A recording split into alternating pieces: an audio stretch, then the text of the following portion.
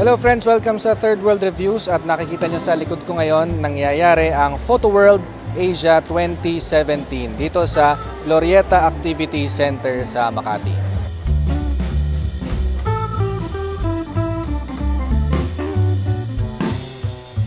Simula ngayon January 26 hanggang January 31, 2017. So maraming activities, maraming booths sa likod, maraming mga freebies. Pwede kayong mag-try ng mga kung ano-anong mga gamit. Nandiyan ang mga paborito nating brands, camera manufacturers, mga storage devices, support, mga tripods, bags, etc. Pwede nyo subukan yung mga gamit nila.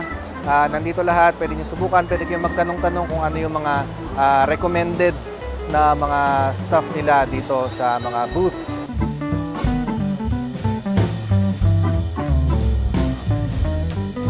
Nakita natin may mga konting games na pwede kayong mag-join at meron ding mga raffle, meron ding mga freebies, pinamimigay lang.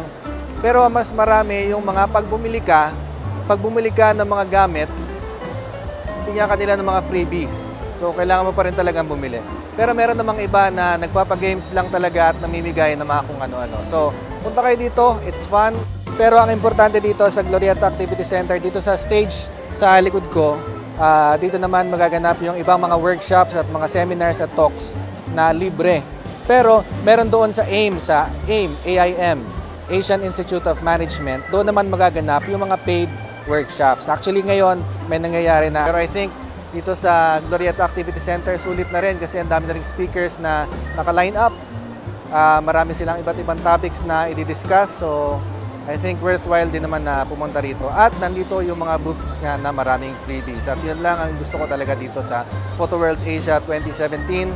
Maraming freebies. Thank you.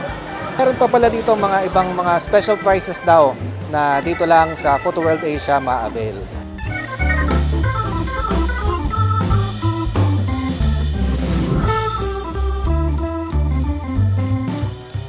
So punta kayo dito, Glorieta Activity Center, January 26 hanggang January 31, Photo World Asia 2017.